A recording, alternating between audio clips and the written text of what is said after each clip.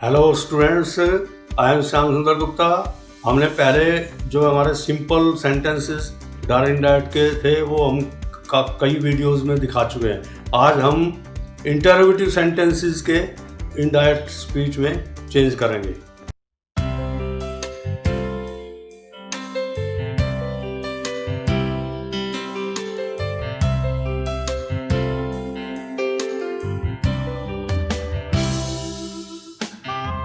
अब हम direct and indirect speech पहले हमने सिंपल सेंटेंसेस के करे थे। अब आज इंटरोगेटिव सेंटेंसेस के हम रूल और अभ्यास करेंगे, फिर बाद में इनकी एक्सरसाइजेज करेंगे। तो रूल नंबर 1 अब हम ये लिखते हैं, वहाँ हमने उसका पिछले कंपैरिजन करते रहेंगे, उससे कंपेयर करते रहेंगे ताकि याद आएगा हमने सेड का और सेड टू का क्या किया था।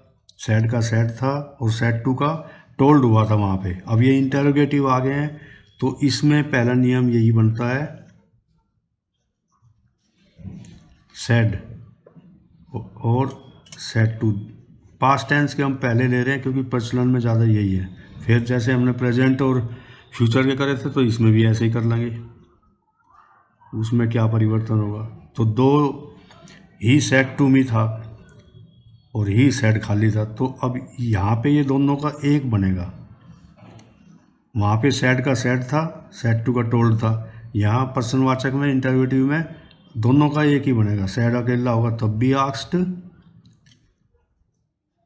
क्योंकि यहाँ ये पास्ट टेंस है तो ये भी पास्ट टेंस है। यहाँ प्रेजेंट होगा तो यहाँ प्रेजेंट, यहाँ फ्यूचर होगा तो यहाँ फ्यूचर।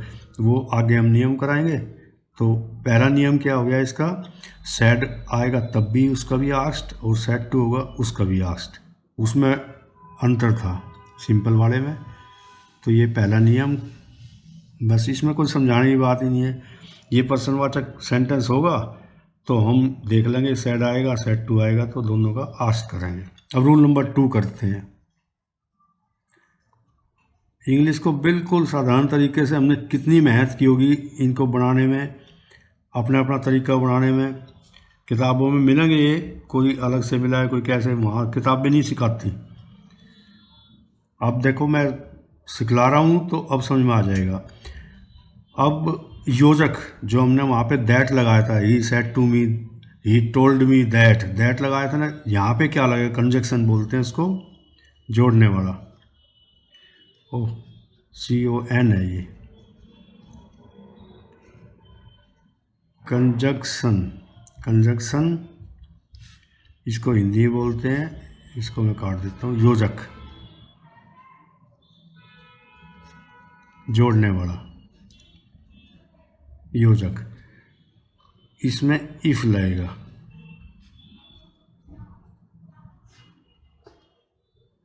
इफ लगता है लेकिन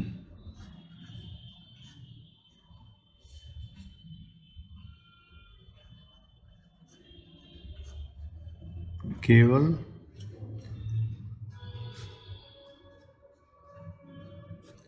जब रिपोर्टेड स्पीच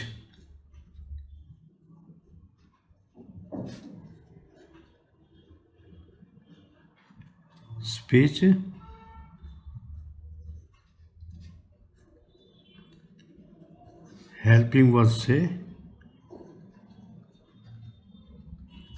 आरंभ होती है,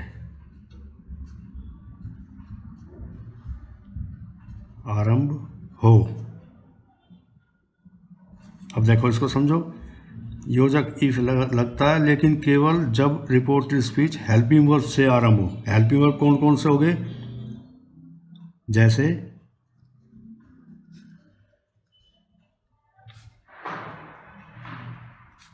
इज, आर, एम एक साथ याद हो गए। वॉज, वर दो ही हो गए। हैज़, हैव और हैड भी हेल्पिंग वर्ब का काम करता है। कैन, कुड,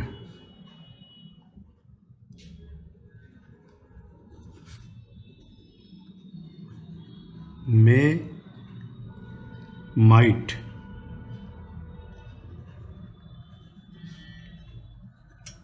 विल सेल, और ये ध्यान देने के, इसके मैं अलग से सेंटेंस कराऊंगा। ये कैपिटल क्यों किया है अभी बतलाता हूँ। Do, does, did etcetera.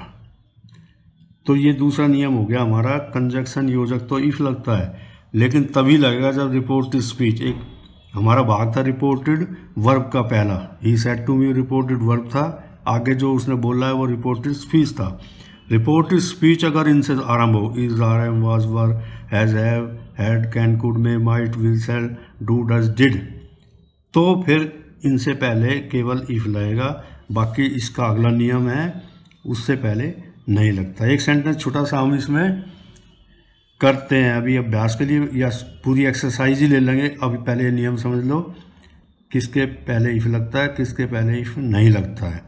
तो दोनों के एक सेंटेंस ले लेंगे हम। रूल नंबर 3, अगर रिपोर्टेड स्पीच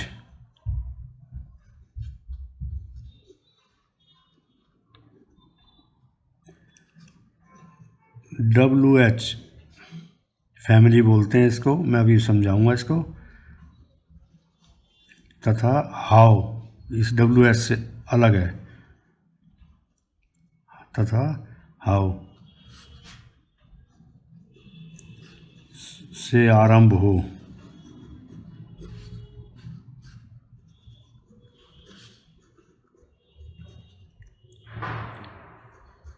तो इफ नहीं लगता। सीधा बस उससे ही बोलना शुरू कर देंगे, तो इफ नहीं लगता। कितना आसान नियम है। अगर रिपोर्टेड स्पीच WH फैमिली तथा हाउ भी एक है इसके अंदर, इससे हटके से आरंभ हो तो इफ नहीं लगता, यानी कोई कंजक्शन नहीं लगेगा, सीधा शुरू हो जाएगा। जैसे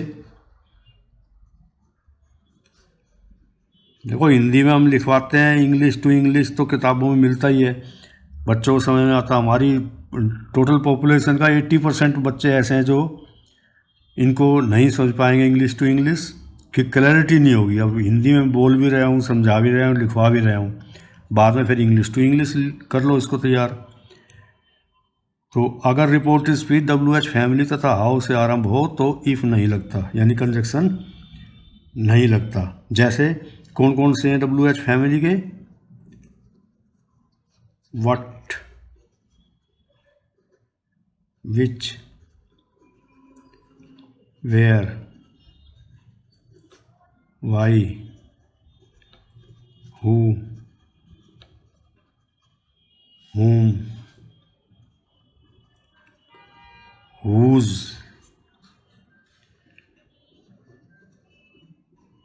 where, when, तथा और भी एक दो आ जाएंगे, बढ़ता रहेगा आगे को हम, तथा हाउ। ये ज़रूरी है, इस फैमिली से अलग है, H से शुरू है। तो इनसे पहले ही वगैरह कुछ नहीं लगेगा। अब एक दूसरे और तीसरे नियम की मैं एक एक सेंटेंस कर लेता हूँ, क्लियर हो जाएगा। तो ये तो हमारा हो गया यहाँ पे नियम, दूसरा और तीसरा एक साथ हो गया ना, इसलिए अब इनके 2-4 सेंटेंस में करवा देता हूँ तो क्लियर हो जाएगा, इफ़ का चक्कर समझ में आ जाएगा। तो ये शायद इसमें कोई ज़्यादा समझाने की बात नहीं है। अगर रिपोर्टेड स्पीच अभी बतलाता हूँ लिख के, WH फैमिली से हाउ से आरंभ हो तो इफ़ नहीं लगता। ये है WH family, what, which, where, why, who, whom, whose, where, when, how आदि। अब इसमें देखो हम सेंटेंस शुरू कर देते हैं, दोनों नियम का एक एक सेंटेंस ले लेते हैं, फिर अगला रूल चलेगा, हाथ की हाथ क्लियर हो जाएगा, फिर बाद में एक्सरसाइज में और ज़्यादा क्लियर हो जाएगा। She said are you here, पर्सनवाचक का चिन्ह आ गया। ये कितना छोटा सा सुंदर सेंटेंस बना है। तो she said are you here. अब देखो इसमें हम इसका इनडायरेक्ट बनाएंगे, एक एक सेंटेंस में सैंपल दे रहा हूँ, फिर बाद में एक्सरसाइज में खूब अभ्यास कराएंगे। हमने बताया था सैड आ जाओ तो आस्क्ड, सेड टू आ जाए तो भी आस्क्ड, तो यहाँ सी आस्क्ड। अब इसने सेड टू मी नहीं कहा है, लेकिन अंडरस्टूड है कि सी सेड टू मी छिपा हुआ है, मी से बदलेंगे आगे अगर बदलने की जरूरत हुई तो। सी आस्क्ड इफ लगेगा इसमें, किस में आ गया ये, ऊपर वाले दूसरे नियम में आ गया है, इज आर एम, देखो आर आ गया ये, तो are you here, she asked if. तो इसमें ये चीज़ ध्यान देना है कि ये जो हेल्पिंग वर्ब है, और ये यहाँ पे एक सब्जेक्ट का काम कर रहा है भाई, ये यहाँ तो ये सब्जेक्ट है ही, यहाँ पे ये सब्जेक्ट है ये इस सेंटेंस का, तो ये आर पीछे चला जाएगा। बस ये समझना है ये ऐसा क्यों होता है, ये भी बतलाता हूँ। तो पहले इस यू को बदलेंगे किससे, ऑब्जेक्ट से बदलता है, सेकंड पर्सन ऑब्जेक्ट है नहीं इसमें, तो हम अपनी तरफ से मी लगा लेंगे। तो मी का यू से बदलेंगे तो क्या आएगा, बदल के आई आएगा। पहले ये लिखेंगे, फिर आई के साथ, यू के साथ तो आर आता है, और आई के साथ क्या आएगा, इज आर एम में से एम आता है, लेकिन हमने क्या करना है, पास्ट टेंस है, तो आर का क्या हो जाएगा, आई वॉज। ये ध्यान देने की बात है। प्रेजेंट टेंस पास्ट में हम सब सिंपल सेंटेंस में यही करके आ रहे हैं, उसमें बस ये था यू आर हेयर, तो आर का इज आर एम का वाज या वर्क करा था हमने। तो she asked if I was, ये यू कवर हो गया, आर पीछे चला गया, और हेयर का देयर। ये पिछले वे नियम तो सभी आएंगे सिंपल वाले, और ये फुल स्टॉप आएगा, ये पर्सनवाचक इनडायरेक्ट में नहीं आता। ये भी एक नियम लिख देता हूँ मैं कि इंटरोगेटिव सेंटेंसेस में पर्सनवाचक नहीं आता। तो she asked if I was there, ये इसका इनडायरेक्ट बन गया है। सैड का आस्क्ड हो गया, योजक इफ लगा दिया, क्योंकि हेल्पिंग वर्ब दूसरा नियम है, हेल्पिंग वर्ब से शुरू हो रहा है, ये रिपोर्टेड स्पीच है, ये रिपोर्टेड वर्ब था। अगर रिपोर्टेड स्पीच हेल्पिंग वर्ब से शुरू हो तो इफ लगेगा, इफ आई वॉज देयर, तो ये इसका इनडायरेक्ट बन गया। दूसरा सेंटेंस हम ले लेते हैं वो दूसरे नियम का, तीसरे वाले का। तो इसमें करो,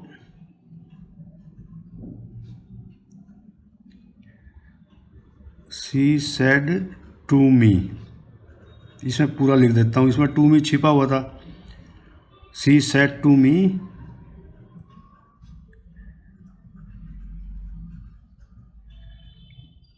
व्हाट इज योर नेम, तुम्हारा क्या नाम है, उसने पूछा है, ये इंटरोगेटिव हो गया है। इंटरोगेटिव बनता कैसे, हेल्पिंग वर्ब को सब्जेक्ट से पहले लगा दो तो इंटरोगेटिव बन जाता है, पीछे लगा दो सिंपल बन जाता है। तो ये आगे और अभ्यास होता जाएगा।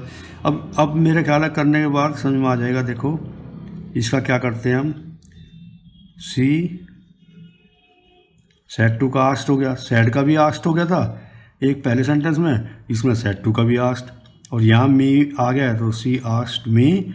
इफ़ नहीं लगेगा, यहाँ पे इफ़ लगा था, हेल्पिंग वर्ब से शुरू हो रहा था। ये WH family, what, which, where, why, who, whom, इनमें से आ गया तो सीधा वैसे व्हाट आ जाएगा, यहाँ कुछ भी नहीं लगेगा कंजक्शन। तो मेरे ख्याल है इससे आसान और क्या तरीका होगा, सी आस्क्ड मी व्हाट। अब योर को लेंगे पहले, योर किससे बदला जाएगा, मी से। योर, यू, योर, यू बीच में है तो मी का बीच क्या होता है, आई, माई, मी, तो माई आ जाएगा। व्हाट, माई, और अब इज आर एम का वाजवर हो जाता है, लेकिन माई के पीछे तो क्या होता है, हमने देखो प्रोनाउन के जब बताए थे डॉट डॉट लगाए थे नाउन, तो माई नेम ये साथ रहेगा, इसको अलग नहीं कर सकते। वाज ये यहाँ चला जाएगा, what my name was, she asked me what my name was. अब देखो अगर व्हाट माई वाज नेम कर दिया तो जीरो भी नहीं देगा, कोई इतना गलत सेंटेंस जाएगा। तो she asked me what my name was, इसको खूब अभ्यास करो। ये दो नियम का मैंने अभ्यास करा, इसमें तीनों पहले तीन जो नियम हैं इनमें आ गए हैं। सेड का सेड रहेगा, सेड का उसमें सिंपल में, इसमें सेड का भी आस्क्ड और सेड टू का भी आस्क्ड। इसमें सेड टू मी दे दिया मैं। अब सब्जेक्ट हो गया, ये ऑब्जेक्ट हो गया। रिपोर्टेड स्पीच किससे शुरू हुई, WH फैमिली से, तो हम इफ नहीं लगाते और सब्जेक्ट पहले आता है। तो हमने क्या करा है कि ये तीन नियम हमने यहाँ तक इस दो उदाहरण दे के क्लियर कर दिए। फिर बाद में एक्सरसाइज चलेंगी कई दिन तक इसकी, 2-3 वीडियोज़ में 50-100 सेंटेंस करेंगे तो बिल्कुल अभ्यास हो जाएगा। लेकिन अभी साथ साथ ये समझाना जरूरी था 2 सेंटेंस। अब इसका चौथा रूल हम लेंगे तो कुछ उसमें क्लैरिटी हो जाएगी। डू डज डिड के मैंने अलग से नियम बना दिए हैं, उनके अंदर कुछ रहस्य है, इसलिए वो अलग से लिखाऊंगा मैं। तो 3 नियम का हमने अभ्यास कर लिया है। अब आगे हम चौथे नियम पे चलेंगे।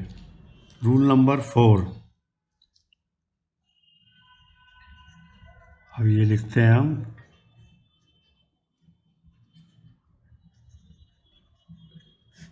ये पीछे 2 उदाहरण दिए हैं 2 सेंटेंस के, तो ये भी उसी में आ जाएगा। इनडायरेक्ट बनाते समय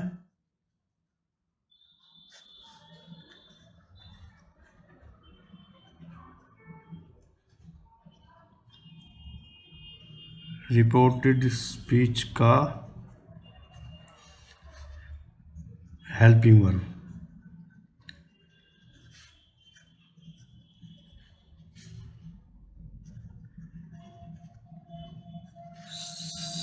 सब्जेक्ट के बाद लगाएंगे, सब्जेक्ट के बाद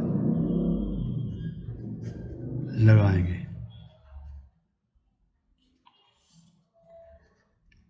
क्यों ऐसा करेंगे? क्योंकि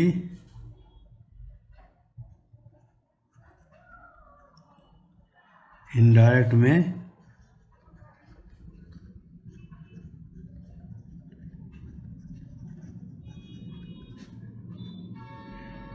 इंटरोगेटिव्स नहीं होते, यानी इंटरोगेटिव सेंटेंसेस नहीं होते। इंटरोगेटिव का सिंपल बनाना होता, जरूरी है ये। इसीलिए ये चिन्ह जो प्रश्नवाचक का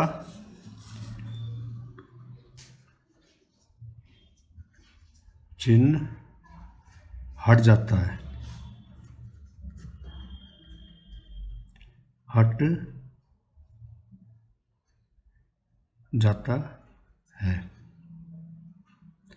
देखो, अब इससे पिछले जो हमने 2 सेंटेंस करे थे उसमें मैंने बतलाया था कि माई नेम वाज पीछे चला गया था। तो ये है ये नियम कि रिपोर्टेड स्पीच का हेल्पिंग वर्ब सब्जेक्ट के बाद चला जाएगा। खूब अभ्यास करेंगे, इसका बिल्कुल क्लियर हो जाएगा। 2 सेंटेंस में हमने अभी कराया था कि she said what is your name, is था तो पीछे चला गया था, योर नेम सब्जेक्ट था, वॉज बन के पीछे चला गया था वो। तो ये है नियम। और इंटरोगेटिव ये चिन्ह हट जाता है। इनडायरेक्ट में इंटरोगेटिव्स नहीं होते, इंटरोगेटिव सेंटेंसेस नहीं होते, डायरेक्ट में ही होते हैं बस। तो एक ही नियम ये चौथा हमने कर लिया है, ये उसमें समझा भी दिया है। अब हम 3 नियम में जो बतला रहा था डू डज डिड, उसके अलग से लिखवा रहा हूँ। उसमें आप देखोगे कि क्यों ऐसा कर रहे हैं हम। बहुत ही अच्छे साधारण रूल, कितना ही मुश्किल कोई सेंटेंस आएगा तो आप चकरोगे नहीं उसमें फिर एक बार ये करने के बाद। तो रूल 5 हम कर रहे हैं। अगर रिपोर्टेड स्पीच कोमा डू और डज तो एक ही बात है। IVUD के साथ डू आएगा, इंसिट्राम के साथ डज आएगा, तो एक ही मतलब नियम एक ही है। इसलिए डू आएगा तो उसका एक नियम है, डज आएगा तो उसका वही नियम है। तो रिपोर्टेड स्पीच यानी रिपोर्टेड वर्ब को हम नहीं छेड़ रहे हैं, वहाँ तो बस आस्ट कर दिया सेट टू का, सेट का। और अब रिपोर्टेड स्पीच की बात हो रही है सारे नियम में। अगर रिपोर्टेड स्पीच डू या डज से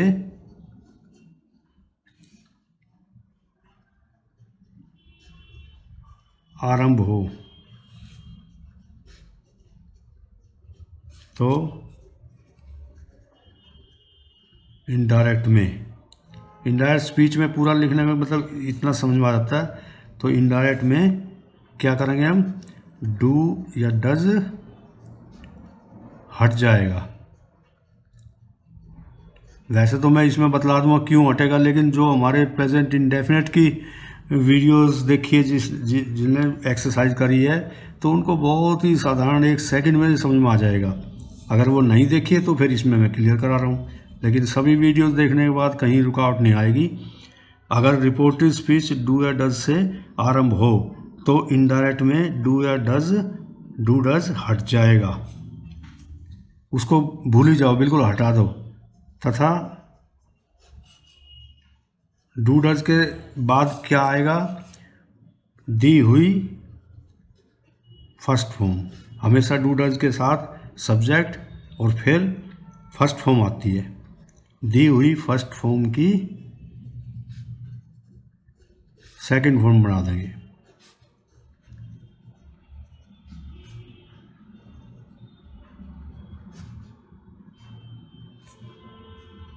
बनाते हैं, कुछ ही लिख दो, कैसे ही समझना है हमने। तो इसके हम 2-3 सेंटेंस करेंगे। तो ये डू डज के 2 सेंटेंस कर लेते हैं, हाथ के हाथ समझ में आ जाएगा। अगर रिपोर्टेड स्पीच डू या डज से आरंभ हो तो इनडायरेक्ट में डू या डज हट जाएगा तथा दी हुई फर्स्ट फॉर्म की सेकंड फॉर्म बना देंगे। तो एक डू का सेंटेंस ले लेता हूँ और एक डज का, तो ये नियम क्लियर हो जाएगा। वही सेंटेंस हम रिपीट कर रहे हैं, शी सेड टू मी। सब में एक जैसा ले लेंगे तो अच्छा है, याद आएगा।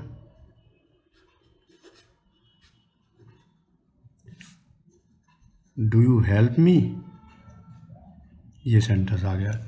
अब इसका इनडायरेक्ट हम बनाएंगे, ये डायरेक्ट हो गया है। यहाँ अब ये देखो डू शुरू में आया है, ये हम कह रहे हैं रिपोर्टेड स्पीच डू या डज से आरंभ हो तो डू डज को हटा देंगे, इस डू को हटा दो। पहले इसके बनाते हैं, she asked me if, do does did, इनसे पहले भी बताया था इफ़। अब ये सब्जेक्ट यू है यहाँ, इसका यू सब्जेक्ट है, इसको मी से बदलेंगे, यू पहला है तो मी का पहला आई आ जाएगा, आई। और दी हुई फर्स्ट फॉर्म क्या है, हेल्प, तो इसकी सेकंड फॉर्म हो जाएगी, आई हेल्प्ड मी। सी से मी तीसरा, आई माई मी, सब्जेक्ट से बदलेगा, सी हर, तो आई हेल्प्ड हर। तो ये सेंटेंस देखो, इसमें ये नियम क्लियर हो गया डू का। और एक डज का ले लो, नहीं तो कोई ज़रूरत ही नहीं है, डज हो तो डज को ख़त्म कर दो। लेकिन चलो हम लिख लेते हैं कि इसी सेंटेंस को दूसरा सेंटेंस ले लेते हैं direct, she said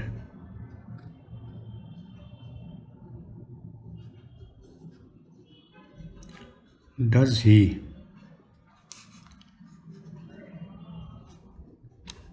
use this pen, क्या वो इस पेन को प्रयोग करता है। तो सी, थोड़ा जल्दी में इसलिए करा रहा हूँ कि ये नियम हम बार बार कर चुके। तो सी आस्क्ड इफ़, अब ये ही का ही रहेगा क्योंकि थर्ड पर्सन है, बदलते नहीं है। डज आता ही थर्ड पर्सन है, ही सी ड्राम के साथ। तो डज को ख़त्म कर दो, भूल जाओ, डू को ख़त्म, डज को ख़त्म। क्यों होता है, जब हमारी वीडियो देखो प्रेजेंट इंडेफिनिट बहुत अच्छी तरह समझाया है ये हमें कि ये हेल्पिंग वर्ब हैं केवल प्रश्नवाचक बनाने के लिए, और सिंपल में वही आ जाता है। जैसे आई गो, क्या मैं जाता हूँ, डू आई गो, तो डू फ्री का है, मतलब कुछ मतलब नहीं, इंटरोगेटिव बनाने के लिए, उस डू माने करना नहीं है। तो ही, और यहाँ पे डज को हटा के सेकेंड फॉर्म कर दो, ही यूज्ड दिस का दैट पेन। बिल्कुल क्लियर हैंड राइटिंग में मैं लिख रहा हूँ ताकि आपको समझ में आ जाए। तो हमने ये 5 नियम तो ये कर लिए हैं। अब किसका रह गया, डू का हो गया, डज का हो गया, अब डिड का लिखवाऊंगा आगे, उसके सेंटेंस करें, क्लियर हो जाएगा। तो अब हम आगे छठा नियम करेंगे। अब छठा रूल हम लिखते हैं,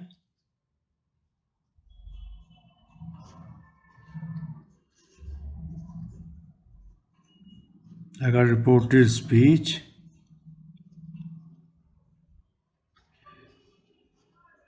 डिड से आरंभ हो, डी कैपिटल लिखा क्यों, शुरू में आते हैं सारे हेल्पिंग वर्ब, सब कैपिटल आ जाएंगे। डिड सेकंड फॉर्म, डिड से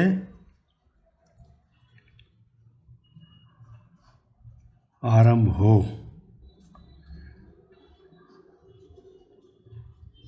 तो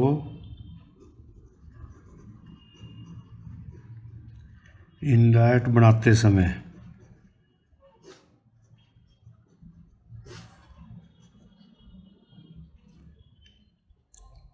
इनडायरेक्ट बनाते समय जैसे वो नियम था ऐसे ही है। डू डज को हटा दिया था वहाँ, यहाँ डिड को हटा देंगे। डिड को खूब दिमाग पे जोर लगाओ कि क्यों हटाते हैं हम, क्यों का उत्तर जरूर होना चाहिए हमारे पास, तब वो जीवन में भूला नहीं जाता। तो जब टेंसेस सारे हमारे देखो बिल्कुल क्लियर हो जाता है। डिड को हटाएंगे, डिड को हटा देंगे और डिड के साथ कौन सी फॉर्म होगी, और दी हुई कौन सी फॉर्म होगी। देखो पास्ट इंडेफिनेट का जिन्होंने सही पढ़ा है, दी हुई फर्स्ट फॉर्म। डू डज के साथ भी फर्स्ट फॉर्म और डिड के साथ भी फर्स्ट फॉर्म आई थी। तो फर्स्ट फॉर्म का क्या हो जाएगा, वहाँ तो सेकंड फॉर्म कर दिया था और यहाँ हैड थर्ड फॉर्म कर देंगे हम। हैड जमा थर्ड फॉर्म में बदलेंगे टेंस करने के बाद। अब मैं सेंटेंस कराता हूँ फिर क्लियर हो जाएगा।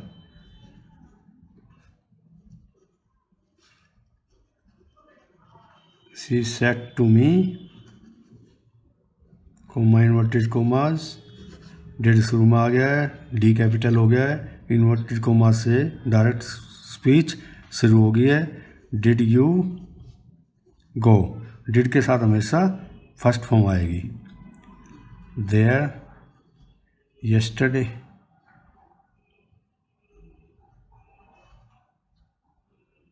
इंटरोगेटिव मत भूल जाना डायरेक्ट में, और इनडायरेक्ट में ये लगाना गलती होगा, उसमें ये मत भूल जाना कि ये फिर लगा दोगे। तो सी सेड टू मी, यहाँ तक नहीं पता लगेगा हमें इंटरोगेटिव किससे पता लगा, डिड से। डिड एक ऐसा शब्द है जिससे ये लगेगा प्रश्नवाचक। तो यू गो डिड के साथ भी फर्स्ट फॉर्म आती है और डू और डज के साथ भी फर्स्ट फॉर्म आती है। बस ये पता लग जाता है डू डज का ये प्रेजेंट टेंस है। डिड से ये पता लग गया पास्ट टेंस था। यहाँ इसका सिंपल बना के देखोगे तो क्या बनेगा, डिड हटा देते हैं तो यू गो का यू वेंट था यहाँ पे, यू वेंट देयर यस्टरडे। तो वेंट को हटा के हमने क्या करा, डिड लगा के फर्स्ट फॉर्म कर दिया। ये हमने खूब समझाया पीछे। तो इसका इनडायरेक्ट बनाओ, क्लियर हो जाएगा।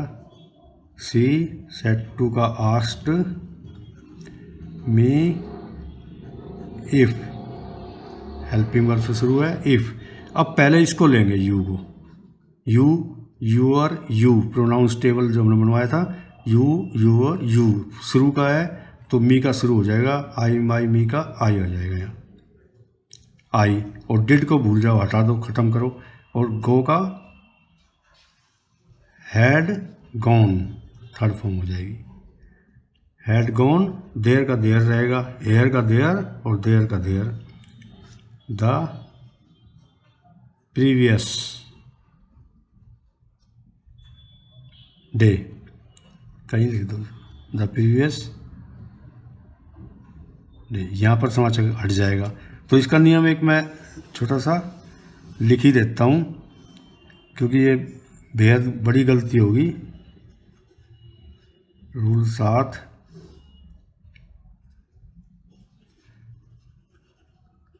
इनडायरेक्ट में ये में प्रश्नवाचक का चिन्ह